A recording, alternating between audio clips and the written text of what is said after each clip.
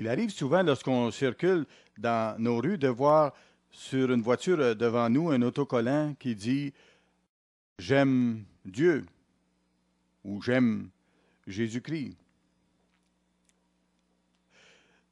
C'est là une question importante pour un chrétien.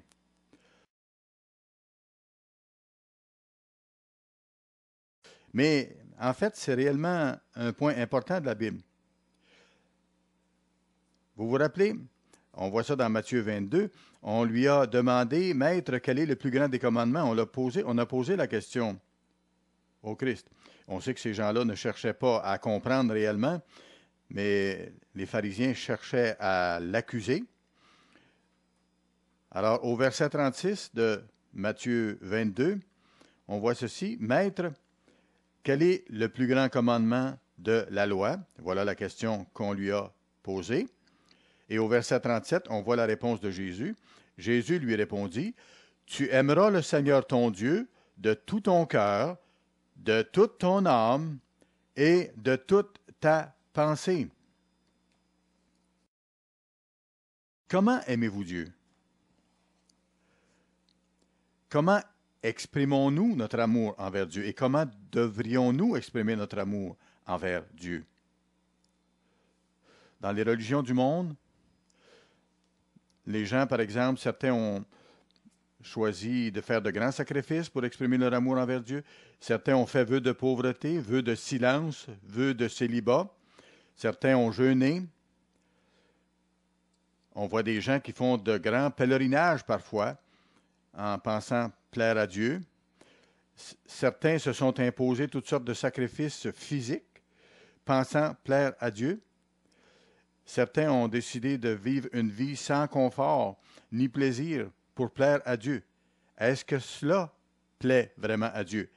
Est-ce que c'est la sorte d'expression d'amour que Dieu désire voir de notre part? C'est une question importante. Il faut d'abord réaliser en partant que Dieu nous a aimés le premier. Et lorsque nous exprimons de l'amour envers notre Créateur, c'est un retour d'ascenseur, pour ainsi dire. Allons à 1 Jean, le chapitre 4, s'il vous plaît, verset 19. 1 Jean, chapitre 4 et le verset 19. Une toute petite phrase, mais qui dit clairement ce qui en est. Pour nous, nous l'aimons. Pourquoi? Parce qu'il nous a aimés le premier. Voyez-vous, c'est Dieu qui a été l'initiateur de notre relation avec lui. Et c'est important de bien comprendre à partir de là que c'est à Dieu qu'il revient de dire comment il veut que nous l'aimions. Allons dans Jean 3, chapitre 16, s'il vous plaît. Jean 3, chapitre 16.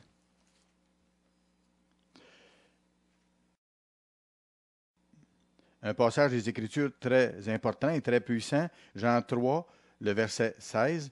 Ça nous montre la profondeur de l'amour de Dieu envers nous. Car Dieu a tant aimé le monde qu'il a donné son Fils unique, afin que quiconque croit en lui ne périsse point, mais qu'il ait la vie éternelle. Alors, l'amour de Dieu envers nous a été exprimé d'une façon très réelle, qui touche nos vies de façon totale. Et c'est ce que Dieu nous révèle pour que nous le comprenions et que nous l'apprécions. Dans 1 Jean, encore, retournons dans 1 Jean, le chapitre 4, s'il vous plaît. 1 Jean, chapitre 4, et nous allons lire ici à partir du verset 8, aller jusqu'au verset 10. La Bible nous dit, « Celui qui n'aime pas n'a pas connu Dieu, car Dieu est amour. » Alors, notre connaissance de Dieu et notre relation avec lui doit être basée sur notre connaissance de Dieu et sur ses instructions. Et nous devons passer à l'action et l'aimer comme il nous dit de l'aimer. Verset 9, l'amour de Dieu a été manifesté envers nous, en ce que Dieu a envoyé son Fils unique dans le monde, afin que nous vivions par lui.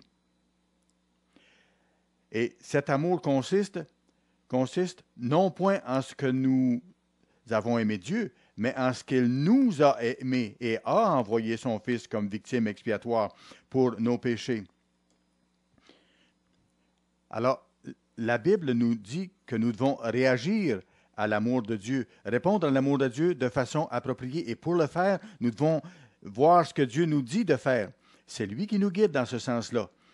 Et c'est lui qui nous révèle comment nous devons exprimer notre amour envers lui. En fait, la Bible nous dit que un des domaines dans lequel nous devons grandir et croître, c'est justement dans l'amour de Dieu, en laissant Dieu nous montrer comment il veut que nous exprimions notre amour envers lui.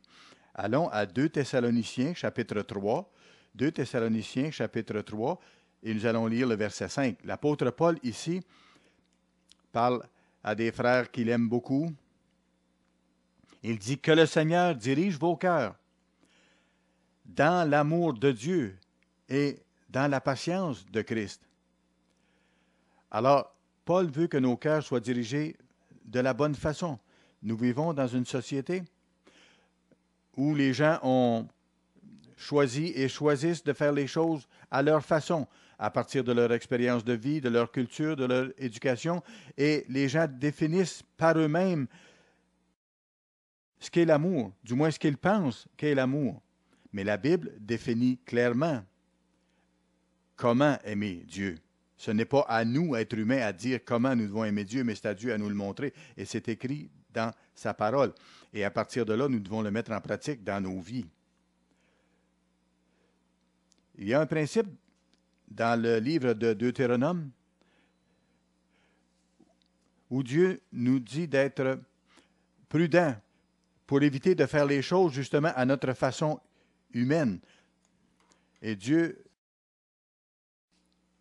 ne veut pas que nous l'adorions à notre façon, que nous inventions des façons humaines, comme c'est trop souvent le cas dans la société, pour l'aimer ou penser l'aimer. Mais Dieu dit que c'est lui qui nous dit comment l'aimer. Deutéronome 12, verset 4, il dit aux enfants d'Israël, « Vous n'agirez pas ainsi à l'égard de l'Éternel, votre Dieu. » La référence ici, c'est qu'il parle des idoles, des images qu'on adorait à ce moment-là, toutes les divinités païennes qu'on adorait. Et les Israélites avaient appris ces choses-là en Égypte et certains avaient même amené avec eux des petites figurines de Dieu dans leur bagage. Mais Dieu dit non, ne faites pas ça. Et bien sûr, ça comprend les choses de nature spirituelle aussi. Alors il dit, mais vous le chercherez à sa demeure et vous irez au lieu que l'Éternel votre Dieu choisira parmi toutes vos tribus pour y placer son nom. C'est là que vous présenterez vos holocaustes, vos sacrifices, vos dîmes et ainsi de suite. Alors, nous sommes ici parce que nous avons partiellement répondu, du moins à cette question, comment aimer Dieu, et nous apprenons jour après jour à l'aimer de mieux en mieux. Et Dieu nous le montre clairement dans sa parole. Et Dieu le dit ici très clairement à Israël, verset 6, « C'est là que vous présenterez vos holocaustes, vos sacrifices, vos dîmes, vos prémices, vos offrandes, en accomplissement d'un vœu, vos offrandes volontaires et les premiers-nés de votre gros et de votre menu bétail. » Voici des domaines dans lesquels Dieu leur a donné des directives pour l'adorer. Et lorsque vous étudiez ces choses-là, on voit que tout ça pointait ou était orienté sur les lois de Dieu et sur le sacrifice du Christ à venir. Verset 7, « C'est là que vous mangerez devant l'Éternel votre Dieu et que vous et vos familles vous ferez servir à votre joie tous les biens par lesquels l'Éternel votre Dieu vous aura béni. » Et notez le verset 8 maintenant. « Vous n'agirez donc pas comme nous le faisons maintenant ici, où chacun fait ce qui lui semble bon à ses propres yeux. » C'est ce qui se passait à ce moment-là. Alors Dieu a corrigé la situation, il a donné des directives, et il voulait qu'Israël l'adore, l'aime de façon particulière, selon ses directives. Et Dieu nous donne aujourd'hui encore des directives dans sa parole pour nous montrer comment l'adorer, comment l'aimer. Et c'est important que nous le comprenions. Et bien sûr, dans ce sermon, je ne pourrai pas couvrir tous les détails d'un tel sujet, mais j'espère vous amener à réfléchir de façon générale à vos rapports avec Dieu, pour que vous évaluiez l'expression d'amour ou les expressions d'amour que vous présentez à votre Dieu. Est-ce que c'est conforme à ce que Dieu vous demande? Et j'aimerais que vous vous demandiez, est-ce que c'est important que j'aime Dieu vraiment comme Dieu me dit de l'aimer? Et c'est bien le cas, mais j'aimerais vous amener à réfléchir là-dessus. Allons à Jean chapitre 14, s'il vous plaît, Jean chapitre 14. Et nous allons lire à partir du verset 15. Jésus dit, « Si vous m'aimez, gardez mes commandements. »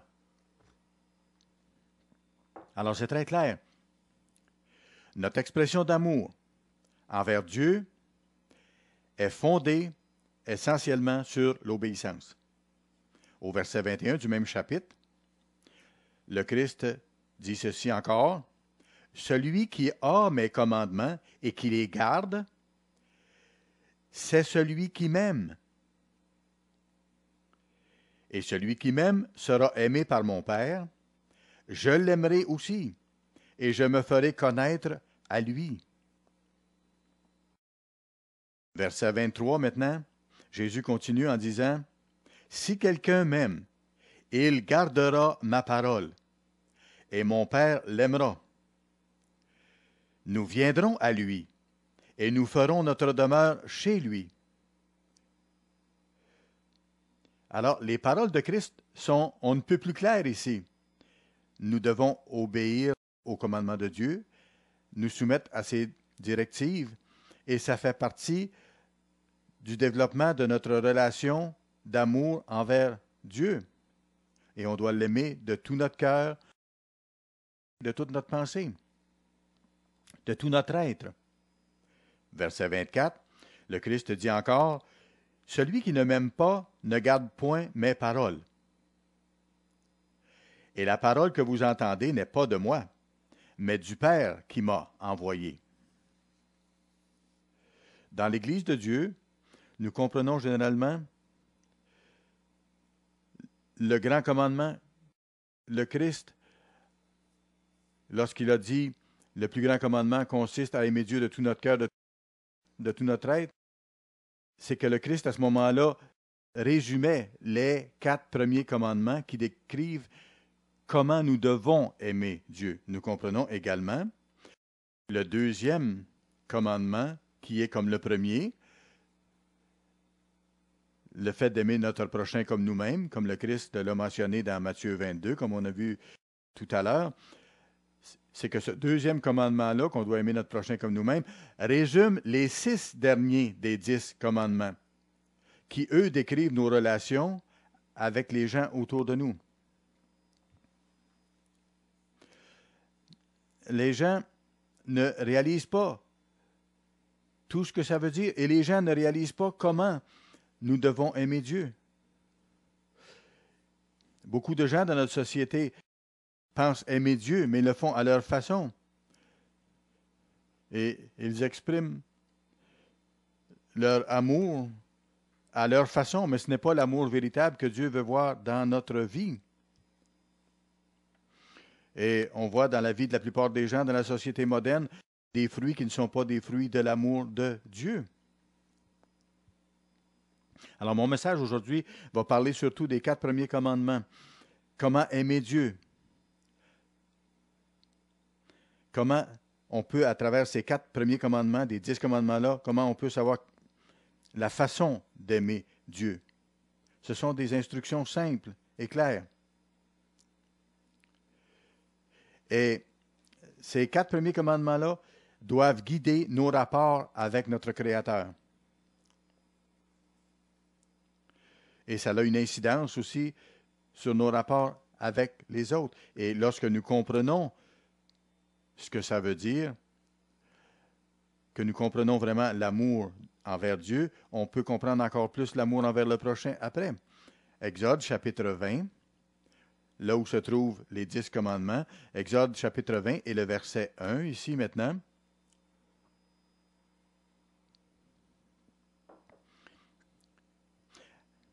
C'est intéressant de voir ce que Dieu dit avant de prononcer les 10 commandements. Parce que Dieu, ici, nous montre comment établir la relation avec lui. De quoi il parle d'abord? Alors Dieu prononça toutes ces paroles en disant « Je suis l'Éternel ton Dieu, qui t'ai fait sortir du pays d'Égypte, de la maison de servitude. Et nous savons, à partir de la parole du Christ, comme c'est clairement révélé dans le Nouveau Testament, que personne ne peut venir au Christ si le Père ne l'attire. Dieu nous donne la compréhension, ça nous vient de lui. C'est lui qui nous donne la compréhension spirituelle. Et on voit que dans l'expérience que Dieu a donnée à l'apôtre Paul de vivre, il a commencé par le rendre aveugle, même physiquement, avant de lui donner de voir les choses spirituellement parlant, pour ainsi dire. Et c'est Dieu qui a ouvert la compréhension de l'apôtre Paul, qui était jusque-là ennemi de Dieu, pour ainsi dire, et ennemi de l'Église, bien sûr. Et on voit par là que c'est Dieu qui fait les premiers pas d'appeler chacun de ceux qui l'appellent, et ça s'applique pour vous, comme ça s'applique à l'apôtre Paul. Dieu est celui qui nous a aimés le premier et qui nous a amenés à entrer en relation avec lui. Et après ça, nous devons répondre à cela. Voici le premier domaine de réponse, si vous voulez. Verset 3, premier commandement, « Tu n'auras pas d'autre Dieu devant ma face. » Dieu exige qu'il soit le premier dans notre vie. Vous savez, dans les relations les plus intimes d'amour qu'on peut expérimenter sur le plan humain, c'est la même chose. Ce sont les relations intimes entre mari et femme qui deviennent une seule chair. Un jeune homme va dire à sa fiancée, par exemple, qu'elle est la personne la plus importante à ses yeux, qu'elle est très spéciale à ses yeux. Il l'exprime. Ce sont des termes d'amour, d'affection, ce sont des expressions d'amour. Et ça reflète les sentiments les plus profonds d'un individu. Dans Luc 14, le Christ nous dit dans Luc 14, qu'est-ce qu'il faut avoir et faire et quelle attitude il nous faut avoir pour être vraiment son disciple. Et lorsqu'on prépare quelqu'un pour le baptême, on l'amène à réaliser ce qui est écrit ici. C'est une question d'établir des priorités dans nos vies. Luc 14 et le verset 25, c'est le Christ qui parle. De grandes foules faisaient route avec Jésus. Il se retourna et leur dit, voici, le Christ ici indique, dans le fond, ce que dit le premier commandement qu'on vient de lire. Il faut avoir Dieu comme être premier dans notre vie. Si quelqu'un vient à moi, et c'est le Christ qui parle à ce moment-là, sans me préférer à son père, à sa mère, à sa femme, à ses enfants, à ses frères et à ses sœurs, voyez-vous, c'est une question de priorité. Ici, le Christ explique clairement que si quelqu'un veut devenir chrétien, veut appartenir au Christ, veut être baptisé et entrer en relation intime avec lui, avec le Père, à ce moment-là, c'est que Dieu doit être en premier dans la vie de cette personne-là. Si quelqu'un vient à moi sans me préférer à son père, à sa mère, à sa femme, à ses enfants, à ses frères et à ses sœurs, et même à sa propre vie, il ne peut être mon disciple. Voyez-vous, même notre propre vie ne doit pas faire obstacle et être en priorité. Dieu doit être en premier. Alors, pour apprendre la vérité, pour apprendre à aimer Dieu et pour appartenir à Dieu, il nous faut prendre d'abord cette décision d'établir Dieu comme premier dans notre vie. Et nous devons le faire individuellement. Et ça implique notre vie personnelle intime et notre relation avec notre Créateur. Verset 27. Et quiconque ne porte pas sa croix ne peut pas être mon disciple. On n'a pas tous les mêmes épreuves, les mêmes difficultés ou la même histoire. On fait face aux circonstances de la vie, là où Dieu a permis qu'on soit placé. Et nous avons plusieurs occasions de grandir. Dieu veut que nous utilisions la situation où nous sommes, l'état où nous sommes, ce que nous avons à vivre pour croire dans l'amour envers lui. Il dit ici, et quiconque ne porte pas sa croix et ne me suit pas, ne peut pas être mon disciple. Alors, dans le fond, ce que le Christ dit ici, c'est une magnification ou une explication du premier commandement qu'on a vu dans Exode 20. Allons à Matthieu 19, s'il vous plaît. Matthieu 19. Il y a plusieurs soi-disant chrétiens dans le monde qui se pensent chrétiens, qui ne comprennent pas vraiment ce que je vais vous montrer ici. Matthieu 19 et le verset 16. Et certains qui se pensent chrétiens disent que ce passage-là que je vais vous lire sont des instructions du Christ qui diffèrent de l'Ancien Testament, si vous voulez. Mais ce n'est pas le cas. Ici, le Christ n'a pas rejeté les 4 premiers commandements, comme certains prétendent, mais le Christ a expliqué à ce jeune homme-là qui voulait entrer dans la vie éternelle là où était sa faiblesse. Et sa faiblesse était dans ses rapports avec Dieu. Et le Christ a montré ça clairement. On voit dans Matthieu 19 et le verset 16 ici. Et voici un jeune homme s'approcha et dit à Jésus, « Maître, que dois-je faire de bon pour avoir la vie éternelle? » Le Christ lui répondit, « Pourquoi m'interroges-tu sur ce qui est bon? Un seul est bon, c'est-à-dire Dieu. » Immédiatement, le Christ a attiré l'attention du jeune homme sur le Dieu suprême de l'univers. Parce que le point d'attention de ce jeune homme-là était davantage au niveau matériel, au niveau physique. Ce jeune homme-là était tourné plus vers les choses de ce monde que vers Dieu. C'était une question de priorité et de motif.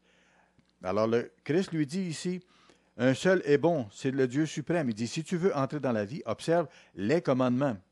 Lesquels, lui dit le jeune homme? Alors, dans sa pensée, le jeune homme avait un peu de confusion. Et le Christ lui répondit, tu ne tueras point, tu ne commettras point d'adultère, tu ne déroberas point, tu ne diras point de faux témoignages, honore ton père et ta mère, et tu aimeras ton prochain comme toi-même. Donc, le résumé des 6 derniers commandements.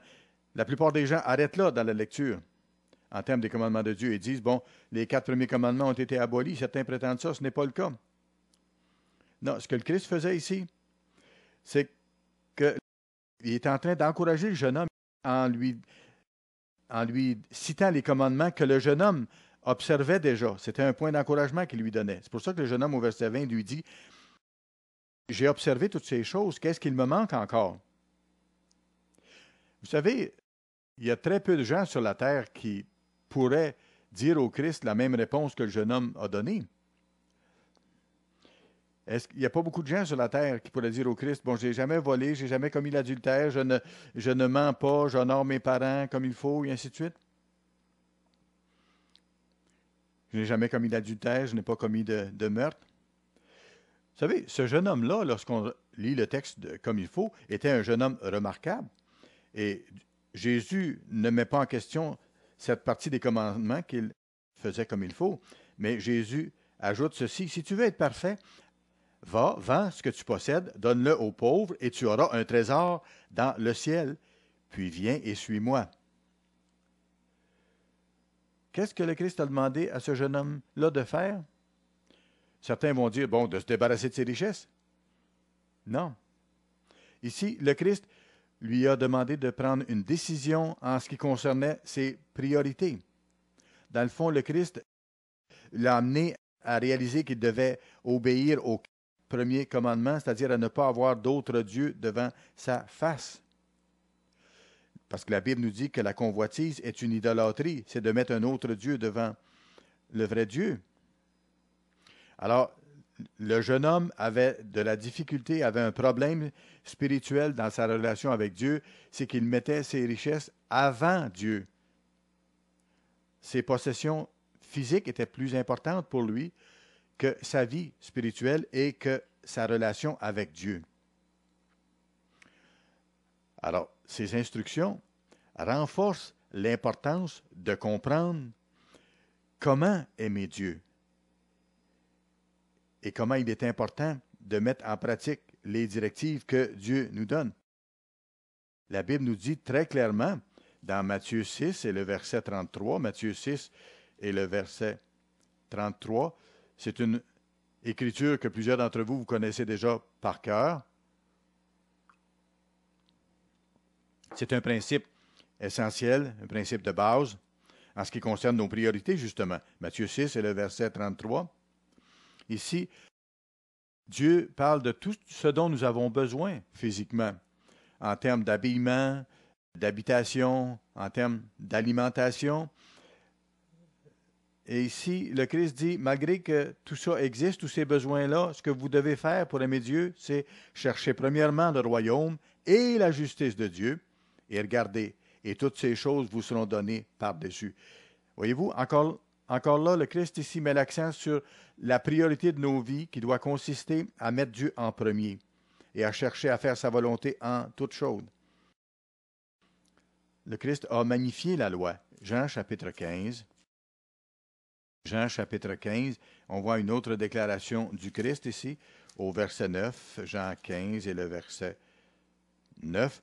Comme le Père m'a aimé, je vous ai aussi aimé. Demeurez dans mon amour. Si vous gardez mes commandements, vous demeurerez dans mon amour, de même que j'ai moi-même gardé les commandements de mon Père et que je demeure dans son amour. Alors, ce que le Christ dit ici, c'est qu'il a lui-même mis en application ses directives sur la façon d'aimer Dieu. Verset 11, je vous ai dit ces choses afin que ma joie soit en vous et que votre joie soit parfaite. C'est ici mon commandement. Aimez-vous les uns les autres comme je vous ai aimé. Il n'y a pas de plus grand amour que de donner sa vie pour ses amis. Vous êtes mes amis si vous faites ce que je vous commande. Une des choses que Dieu dit en ce qui concerne Abraham, c'est qu'Abraham était l'ami de Dieu. Pensez-y un peu. Qu'est-ce qu'Abraham a fait pour être l'ami de Dieu ainsi? C'est qu'il a été prêt à abandonner les choses qui étaient importantes à ses propres yeux pour suivre Dieu. Et c'était là son expression d'amour. Et c'est le même principe que le Christ nous enseigne ici. Nous devons aimer Dieu en premier et ensuite notre prochain et être prêts à donner notre vie pour les autres. Parce que nos frères, ceux autour de nous, notre prochain et les autres êtres humains, Dieu les aime autant que nous. Et c'est le Christ qui dirige notre relation avec Dieu et avec les autres. Verset 15, je ne vous appelle plus serviteur parce que le serviteur ne sait pas ce que fait son maître, mais je vous ai appelé ami. La Bible parle de ceux qui sont appelés comme étant les petits frères et les petites sœurs du Christ. Parce que je vous ai fait connaître tout ce que j'ai appris de mon Père. Alors, la première expression d'amour, en termes de commandement de Dieu, c'est une question de priorité. C'est d'aimer Dieu d'abord et par-dessus tout. Sur le plan physique, avec un conjoint, une conjointe, c'est la même chose qui se produit. C'est que notre conjoint ou notre conjointe est en priorité dans notre vie physique. Et l'autre est en droit de s'attendre à ça. Si vous fréquentez une jeune fille, par exemple, et que vous l'aimez, et que la jeune fille vous dit « Ah, je vous aime bien, mais j'aime bien Georges et Pierre et Antoine aussi », vous allez vous poser des questions et vous allez réaliser qu'elle ne vous aime pas réellement. Mais si la jeune fille que vous aimez vous dit « Vous êtes le premier dans ma vie, vous êtes le plus important dans ma vie, tu es celui que j'aime, que je chéris, et ça va vous toucher au cœur, et vous allez sentir que vous êtes très spécial à ses yeux. » Le premier commandement est justement dans ce sens-là l'expression d'un amour prioritaire, d'une relation prioritaire avec Dieu. Regardons maintenant le deuxième commandement qui nous dit comment aimer Dieu. Exode 20, retournons à Exode 20, s'il vous plaît. Exode chapitre 20.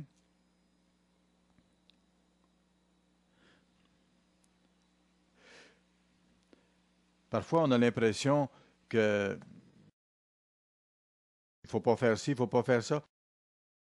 Il y a en même temps un sens tout à fait positif à chaque commandement. Exode 20, verset 4. Voici quelque chose que Dieu nous dit de ne pas faire. Tu ne te feras point d'image taillée, ni de représentation quelconque des choses qui sont en haut dans les cieux, qui sont en bas sur la terre, et qui sont dans les eaux plus bas que la terre. Tu ne te prosterneras point devant elles, et tu ne les serviras point. Car moi, l'Éternel, ton Dieu, je suis un Dieu jaloux, qui punit l'iniquité des pères sur les enfants jusqu'à la 3e et à la 4e génération de ceux qui me haïssent. Intéressant parce que dans cette situation, Dieu met deux choses en contraste ici. Entre amour et animosité ou haine envers Dieu. Dieu nous montre aussi qu'il est miséricordieux, verset 6, et qui fait miséricorde jusqu'à 1000 générations à ceux qui m'aiment et qui gardent mes commandements. Qu'est-ce que l'idolâtrie a à voir avec nos rapports avec Dieu? C'est humain de vouloir prendre des moyens pour adorer Dieu, d'avoir recours à des moyens physiques pour essayer d'aimer Dieu ou d'adorer Dieu. Certaines personnes ont des crucifix ou des choses comme ça, et quand vous demandez aux gens pourquoi ils utilisent ça, ils disent que pour eux, c'est un moyen physique, c'est comme un pont, c'est comme une aide pour adorer Dieu, mais on vient de voir, c'est exactement ce que Dieu défend de faire. Pourquoi est-ce qu'on aurait besoin d'une aide comme ça, physique, ou d'un pont comme ça? Dieu nous dit directement ici comment on doit l'aimer. Les êtres humains utilisent des statues ou des portraits ou des images pour essayer d'adorer Dieu ou d'aimer Dieu. Mais au contraire, ça met un obstacle entre lui et nous parce que c'était une transgression de la loi. Dieu dit ne faites pas ça. Dieu nous dit comment l'aimer. C'est lui qui établit la façon de le faire. Dieu sait comment nous fonctionnons humainement, comment nous pensons et comment fonctionne notre cœur. Et c'est pourquoi Dieu nous donne des directives bien précises en disant ne vous faites pas d'image ou de représentation de Dieu. Jean, chapitre 4, s'il vous plaît, Jean, chapitre 4. Et nous allons lire à partir du verset 22. Jean, chapitre 4. Et à partir du verset 22. Le Christ ici parle à la dame qui est allée chercher de l'eau au puits sur la façon d'adorer Dieu, verset 22. Il dit, vous et votre peuple, vous adorez ce que vous ne connaissez pas. Nous adorons ce que nous connaissons, car le salut vient des Juifs. Il y avait une certaine connaissance que les Juifs avaient et ils devaient se tenir éloignés de toute forme d'idolâtrie. Verset 23, mais l'heure vient, et elle est déjà venue, où les vrais adorateurs adoreront le Père en esprit et en vérité. Car ce sont là les adorateurs que le Père demande.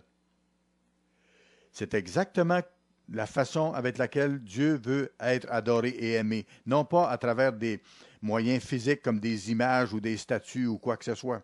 Non, Dieu veut être aimé pour qui il est, intérieurement, pour ce qu'il est. Écoutez, même humainement, c'est la sorte de relation que nous aimons avoir avec quelqu'un. Une jeune femme ne veut pas être aimée par un homme à cause de son apparence extérieure, par exemple. Elle désire être aimée pour ce qu'elle est, au fond d'elle-même.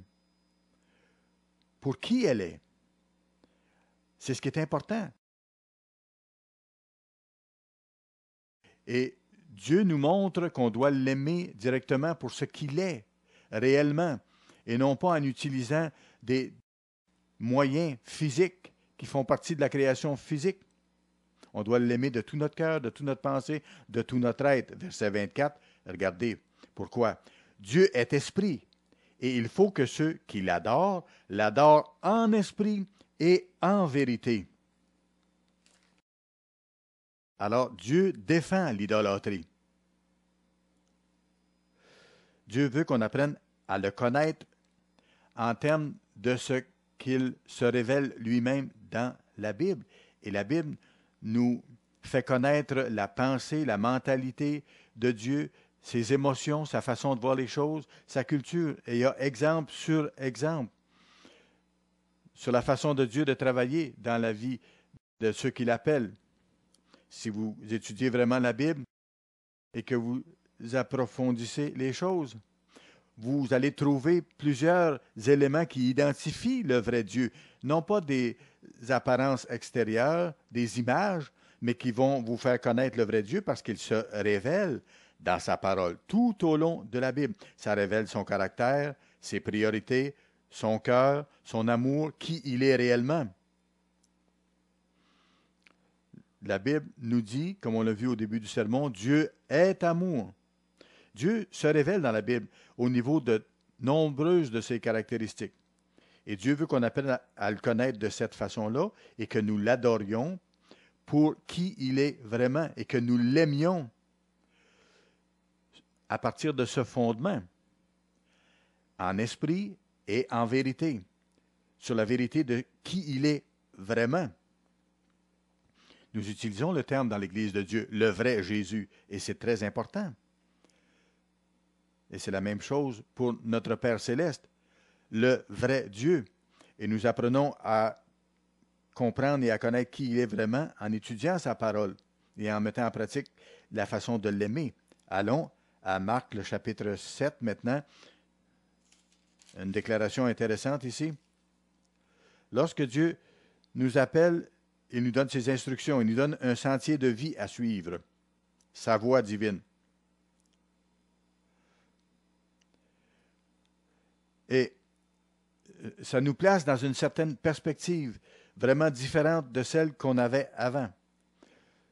Et nos priorités changent. Alors, Marc, chapitre 7 et le verset 6, quand vous passez à travers une épreuve et que vous mettez Dieu en premier, qu'est-ce qui arrive? C'est que votre cœur, votre pensée, votre esprit est complètement différent des autres autour de vous qui passent peut-être par les mêmes épreuves dans le monde et qui ne sont pas appelés par Dieu. Vous vivez des choses spéciales, sans restriction, parce que vous passez à travers l'épreuve et à travers la vie avec l'aide de Dieu et vous développez davantage la mentalité de Dieu, sa compréhension, sa perspective. Et plus vous êtes proche de Dieu à ce moment-là. Marc chapitre 7 et le verset 6, Jésus leur répondit, « Hypocrite, Ésaïe a bien prophétisé sur vous, ainsi qu'il est écrit, « Ce peuple m'honore des lèvres, mais son cœur est éloigné de moi. » Même si beaucoup de gens honorent Dieu, comme c'était le cas à l'époque, un grand nombre sont loin de lui. Regardez le verset 7, « C'est en vain qu'il m'honore. » Pourquoi? En donnant des préceptes ou des commandements qui sont des commandements d'hommes. Alors, c'est pour ça qu'on ne peut pas prendre les instructions de Dieu, ses directives, puis les mettre de côté, et ensuite prendre des façons différentes pour l'adorer ou pour penser lui faire plaisir. Voyez-vous, les pharisiens connaissaient la loi de Dieu, mais ils ne l'appliquaient pas comme Dieu disait. Et c'est pour ça que le Christ dit, « Leur cœur est éloigné de moi. » Verset 8, « Vous abandonnez le commandement de Dieu et vous observez la tradition des hommes. » Et après, le Christ explique plus en détail. Un des domaines où nous apprenons le caractère de Dieu, c'est d'obéir aux instructions divines. Et lorsque nous faisons ça, nous apprenons le caractère de Dieu et nous apprenons à l'adorer comme il veut être adoré. Et nous aimons les choses qu'il nous révèle et nous les comprenons de plus en plus. Vous savez, dans l'Église de Dieu, on aime Dieu et on aime ce qu'il nous demande. J'aime le sabbat, par exemple. Et le sabbat, on en parlera un peu plus tard, mais ça nous révèle le caractère de Dieu aussi et ça nous rapproche de lui, le fait d'observer le jour que lui a décrété.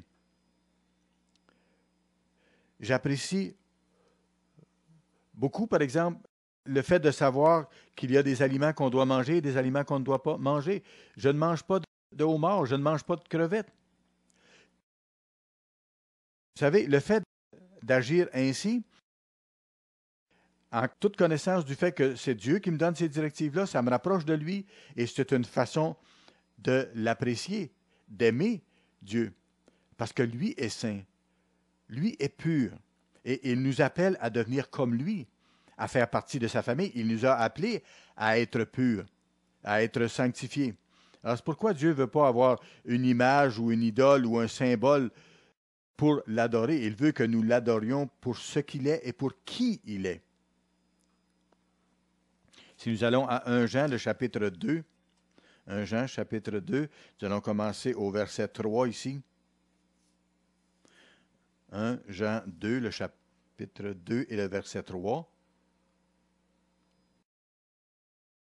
Il est encore question ici de la façon d'aimer Dieu, c'est-à-dire de garder ses commandements. Si nous gardons ses commandements, nous savons par cela que nous l'avons connu. Voyez-vous? Si nous gardons ses commandements, nous savons que nous le connaissons et que nous l'aimons. En obéissant à ses lois, à ses 10 commandements, on connaît Dieu davantage. Verset 4, celui qui dit « Je l'ai connu » et qui ne garde pas ses commandements est un menteur et la vérité n'est point en lui. Mais l'amour de Dieu est véritablement parfait en celui qui garde sa parole, c'est-à-dire qu'il la met en pratique. Obéir à Dieu en termes d'amour, c'est une chose réelle. Et voilà le véritable pont qui nous approche de Dieu. Et voilà la véritable relation que nous devons établir avec Dieu. C'est de marcher dans ses voies. Mon épouse et moi sommes mariés depuis 40 ans maintenant. Et je peux vous dire qu'à mes yeux, elle devient plus belle de jour en jour à cause de qui elle est, son caractère, ses forces. Bien sûr, elle a des faiblesses. Moi aussi, j'ai des faiblesses, j'ai des défauts. Mais à travers toutes ces années de mariage, j'ai appris à la connaître, à la comprendre et à l'aimer davantage. Et comme la Bible dit, nous sommes devenus une seule chair et même une seule pensée, je dirais. Parfois, elle sait d'avance ce que je vais dire ou comment je vais réagir. Et c'est la même chose de mon côté. Parfois, c'est même frustrant parce que des fois, je vais dire d'avance ce qu'elle est en train de dire parce que je sais ce qu'elle va dire. Il faut que je fasse attention pour ne pas faire ça, pour la laisser s'exprimer. Mais on vient qu'on se connaît tellement que ces choses-là arrivent.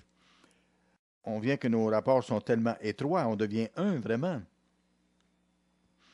On vient qu'on se connaît profondément. Et lorsqu'on obéit au commandement de Dieu, qu'on marche dans ses voies, on le connaît de plus en plus et on est de plus en plus proche et on l'aime comme lui veut qu'on l'aime. Et là, on le connaît. Et là, nous avons des rapports avec Dieu, une relation selon sa volonté. Et c'est lié directement avec sa personnalité réelle et avec son caractère. Alors, par cela, nous savons que nous sommes en lui, si nous gardons sa parole. Verset 6, celui qui dit qu'il demeure en lui doit aussi marcher comme il a lui-même marché. C'est un commandement qui est très clair, très simple, très direct. Et ça nous conduit logiquement au prochain commandement que Dieu nous a donné pour nous montrer comment l'aimer. Exode, chapitre 20, on retourne maintenant à Exode, chapitre 20, et nous allons lire le verset 7. Exode 20 et le verset 7.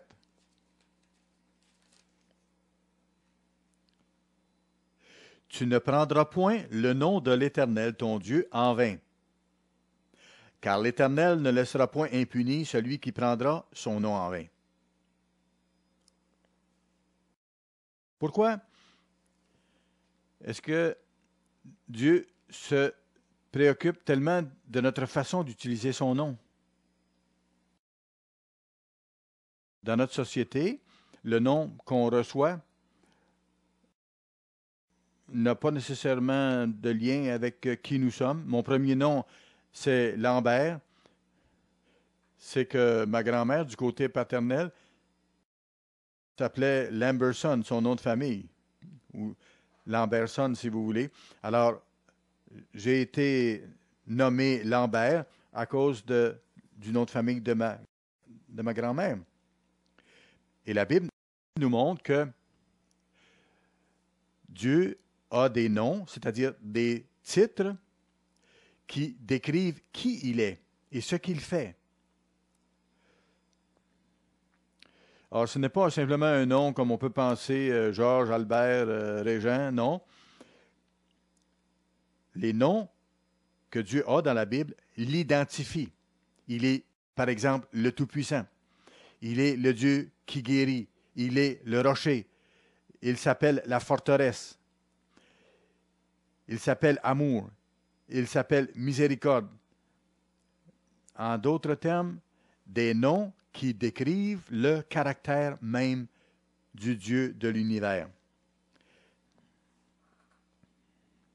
Alors, ça décrit qui il est. Alors, voyez-vous, si on manque de respect envers Dieu et si on néglige ou si on considère avec négligence ces titres-là, ces noms-là de Dieu, on comprend pourquoi Dieu nous dit de ne pas faire ça. Parce que Dieu veut qu'on apprenne à l'aimer, qu'on développe amour envers lui. Vous savez, même sur le plan humain, si quelqu'un rabaisse un autre en disant quelque chose avec manque de respect, ça blesse profondément. Peut-être même dans un couple, un des conjoints va dire parfois sous la colère, malheureusement, des mots durs en s'en prenant à la personne ou au trait de la personne ou même à son nom. Ça brise des choses en dedans et ça blesse et ces blessures-là durent longtemps. Alors Dieu veut qu'on soit conscient de nos sentiments envers lui et que ces sentiments-là soient purs, des sentiments de respect, des sentiments de révérence envers qui il est et ses titres et ses noms. Matthieu 6 et le verset 9, ici, le Christ nous dit, « Voici donc comment prier, notre Père qui est aux cieux, que ton nom soit sanctifié. » Et c'est important que nous y pensions. Écoutez, si vous ne l'avez jamais fait, faites une étude biblique approfondie sur les différents noms de Dieu dans les Écritures. Vous allez apprendre beaucoup. Et ce faisant, vous allez améliorer vos rapports et votre relation avec Dieu. Vous allez vous rapprocher de lui. Vous allez le connaître davantage. Vous allez voir davantage sa volonté. Peut-être vous pouvez utiliser des commentaires bibliques. Il y a Bollinger en anglais, qui est très, très bon, mais il y a plusieurs autres commentaires qu'on peut utiliser aussi.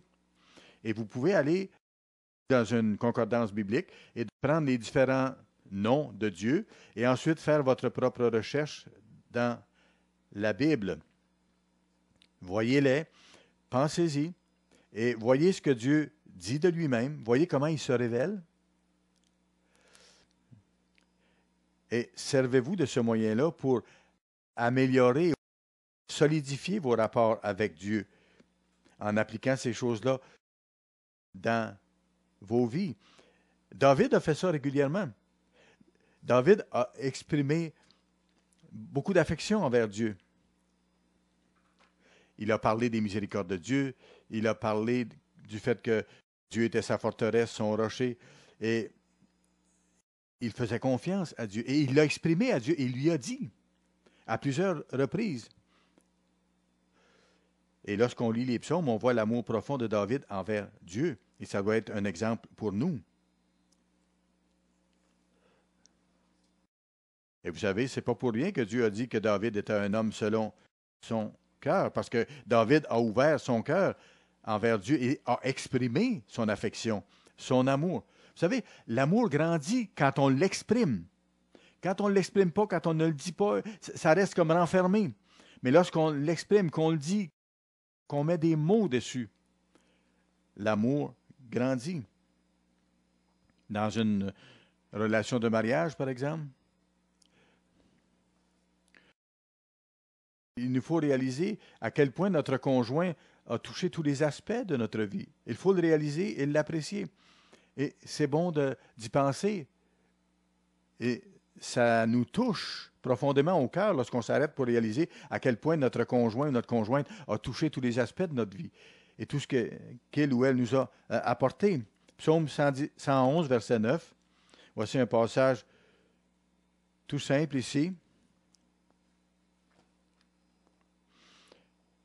Alors, Psaume 111 et le verset 9, David dit, en parlant de Dieu, il a envoyé la délivrance à son peuple. Il a établi pour toujours son alliance. Son nom est saint et redoutable ou admirable, si vous voulez. Il dit, le nom de Dieu est saint et admirable. Dieu est comme ça. Et j'espère que nous prenons le temps de découvrir Dieu sous ces aspects-là, pour qui il est vraiment. Ça, c'est la bonne façon d'aimer Dieu et de l'adorer. Il faut faire attention à ce qu'on dit. Il faut faire attention aux pensées de notre cœur et avoir ce respect profond envers Dieu. C'est une façon de l'aimer.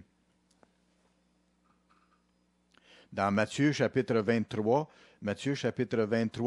et le verset 9, Matthieu 23 et le verset 9, regardez ce qu'il dit. « Et n'appelez personne sur la terre votre Père. » Il ne parle pas, bien sûr, ici de notre Père physique.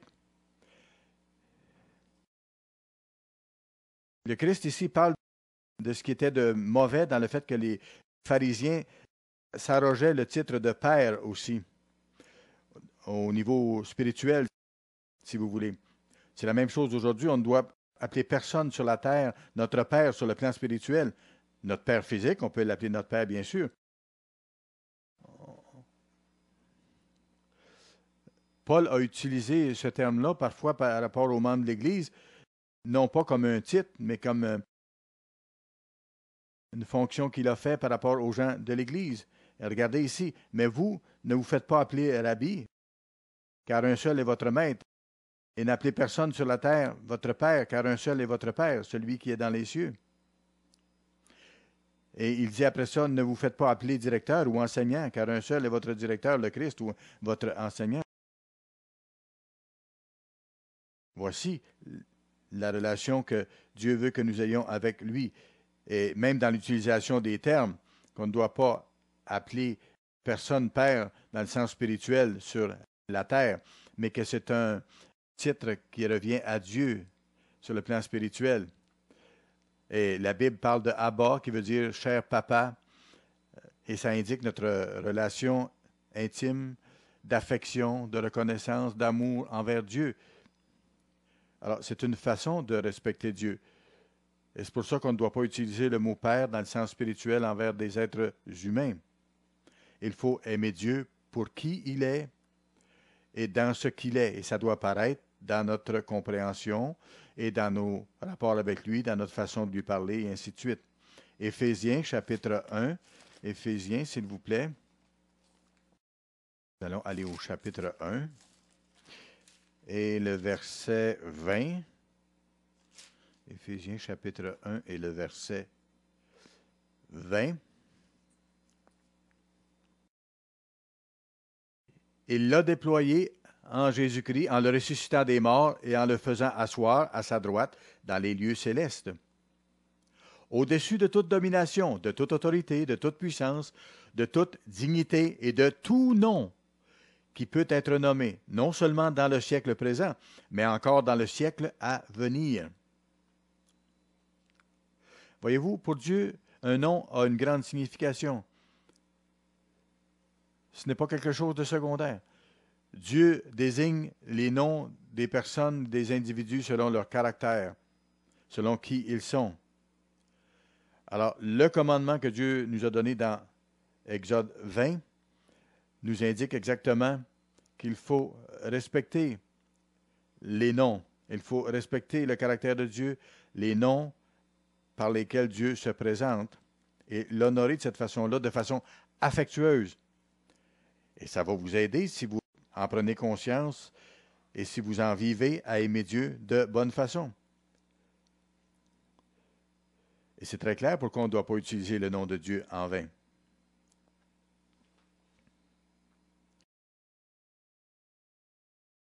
Il y a des gens dans la société autour qui utilisent le nom de Dieu de façon profane et blasphématoire.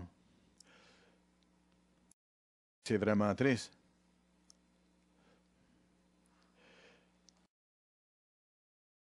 L'expression d'un nom veut dire beaucoup et nous devons le chérir. Et lorsque nous utilisons ces termes-là en parlant à Dieu, nous devons être de plus en plus conscients de ce qu'ils signifient parce que ça nous approche de Dieu. David a continuellement adoré Dieu, a parlé de ses noms, a parlé de ses titres, a parlé de ses caractéristiques et nous devons faire la même. Ça fait partie de notre adoration, ça fait partie de notre relation d'amour avec Dieu. Et c'est un domaine de notre vie spirituelle où nous devons croire spirituellement. Le Christ nous a dit aimer Dieu, et c'est une priorité de tout votre cœur, de tout votre être, de toute votre pensée. Et si vous le faites, vous plaisez à Dieu. Si vous ne le faites pas, vous vous limitez et vous limitez la relation que vous pourriez avoir avec Dieu.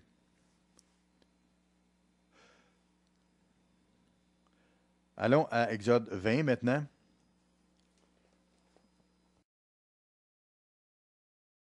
Exode chapitre 20. On va parler du sabbat maintenant, que Dieu définit comme étant un signe qui identifie ceux qui lui appartiennent. Exode 20 et le verset 8. Exode 20, on va commencer au verset 8. « Souviens-toi du jour du repos pour le sanctifier. Tu travailleras 6 jours, et tu feras tout ton ouvrage. Mais le 7e jour est le jour du repos de l'Éternel ton Dieu. Tu ne feras aucun ouvrage. Ni toi, ni ton fils, ni ta fille, ni ton serviteur, ni ta servante, ni ton bétail, ni l'étranger qui est dans tes portes. Car en 6 jours l'Éternel a fait les cieux, la terre et la mer, et tout ce qui y est contenu, et il s'est reposé le 7e jour. C'est pourquoi l'Éternel a béni le jour du repos et l'a sanctifié. » Alors Dieu a mis un temps de côté chaque semaine, un temps sacré, un temps consacré. Et c'est un rapport même physique que Dieu ordonne dans notre société. Aujourd'hui, vous savez, une chose qui manque énormément dans les familles modernes, c'est du temps de qualité entre parents et enfants. Qu'est-ce qui construit une relation? C'est le temps passé les uns avec les autres. Le temps investi dans nos rapports les uns avec les autres à l'intérieur d'une famille. C'est ce qui crée des liens d'amour et ce qui rapproche les gens. Lorsqu'on pense aux fréquentations d'un jeune homme et d'une jeune fille, par exemple, supposons que le jeune homme fait une grande distance pour aller voir une jeune fille qu'il apprécie beaucoup, il veut être avec elle et tout ça, mais qu'à chaque fois qu'il va voir la jeune fille, qu'elle a toujours autre chose à faire, qu'elle a ses amis de filles à rencontrer et ainsi de suite, qu'est-ce que ça va lui dire? C'est qu'au fond, elle ne l'aime pas. On peut prendre l'exemple inverse aussi.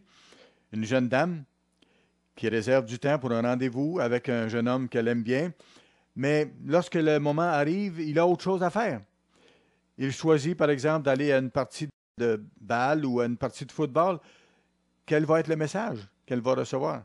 Elle va comprendre immédiatement. Il ne se soucie pas d'elle.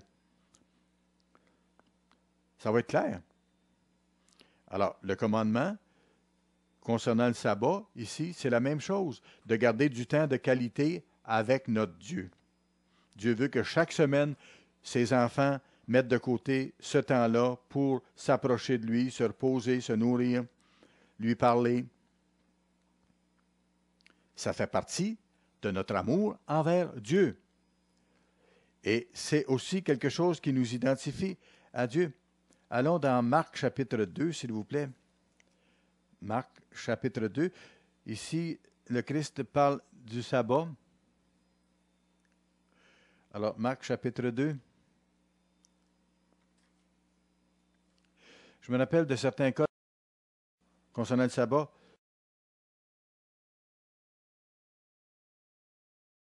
où des gens n'ont pas vraiment compris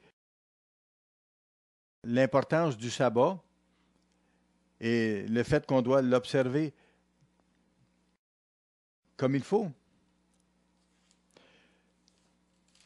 Et même à l'époque de Jésus, les gens ne comprenaient pas totalement comment observer le sabbat. Parfois, même ceux qui l'enseignaient, comme les pharisiens, ils lui reprochaient au Christ de faire certaines choses, alors que ces choses-là étaient vraiment permises le jour du sabbat. Marc 2, verset 27, le Christ dit le sabbat était fait pour l'homme et non l'homme pour le sabbat, de sorte que le Fils de l'homme est maître même du sabbat. Quel est le but? Allons à Exode, le chapitre 31. Exode, chapitre 31. Le commandement de respecter le sabbat même nous rappelle que c'est Dieu qui est le créateur de toutes choses qui nous a donné la vie. Et nous voyons dans Exode 30 que le sabbat est identifié comme un signe reliant Dieu à son peuple, à ses enfants. Exode chapitre 31 et le verset 13, nous allons commencer au verset 13, parle aux enfants d'Israël et dit-leur, vous ne manquerez pas d'observer mes sabbats, car ce sera entre moi et vous, et parmi vos descendants, quoi? Un signe auquel on connaîtra que je suis l'Éternel qui vous sanctifie. En observant le sabbat et en prenant du temps pour vous tourner vers Dieu et en faisant les choses à sa façon, ça vous identifie. Ça porte un message. Dieu n'est pas limité à un seul signe, vous savez.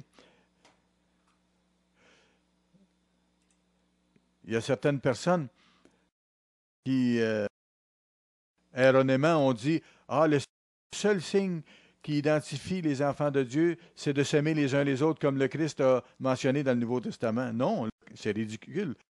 Dieu n'est pas limité à un seul signe. McDonald's a plus qu'un signe.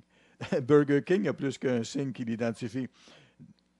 Le sabbat est aussi un signe qui identifie les enfants de Dieu et ses rapports avec lui. Si nous observons le sabbat selon les instructions divines, alors nous apprenons à le connaître de plus en plus. Verset 17, même chapitre, ce sera entre moi et les enfants d'Israël un signe qui devra durer à perpétuité, car en 6 jours l'Éternel a fait les cieux et la terre.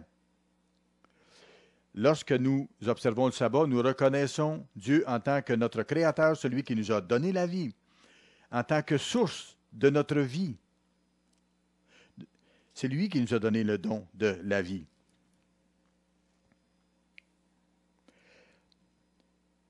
Et le 7e jour, il a cessé son œuvre et il s'est reposé. Il y a beaucoup de directives dans la Bible. Comme par exemple, le jour du sabbat, il y a une sainte convocation. C'est un temps où les enfants de Dieu doivent se réunir pour être enseignés. Dans 1 Jean, chapitre 1 et le verset 3, 1 Jean, chapitre 1 et le verset 3, Jean écrit ici, « Ce que nous avons vu et entendu, nous vous l'annonçons, à vous aussi, afin que vous aussi, vous soyez en communion avec nous, en rapport avec nous. Or, notre communion est avec le Père et avec son Fils Jésus-Christ. » Lorsque nous nous rencontrons pour fraterniser lors de la Sainte Convocation, Dieu en est réjoui. Je pense à mes petits-fils, j'aime ça, jouer avec eux, bien sûr, mais parfois, vous savez, j'aime simplement m'asseoir et les regarder jouer mes petits-enfants ensemble. Et c'est un pur plaisir. Et c'est la même chose pour Dieu. Lorsqu'il regarde ses enfants se réunir et échanger ensemble, s'encourager. Le sabbat est une partie majeure de notre relation avec Dieu, de même qu'avec les autres aussi.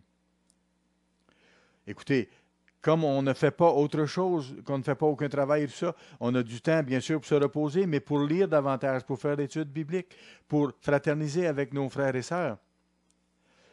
On a du temps pour réfléchir sur l'existence. Peut-être pour aller prendre une marche dans la belle nature, dans la création de Dieu. Peut-être d'amener nos enfants voir des belles choses dans la nature, dans un parc, et ainsi de suite. Utiliser le sabbat pour exprimer notre amour et notre affection et notre reconnaissance à Dieu. Et c'est important.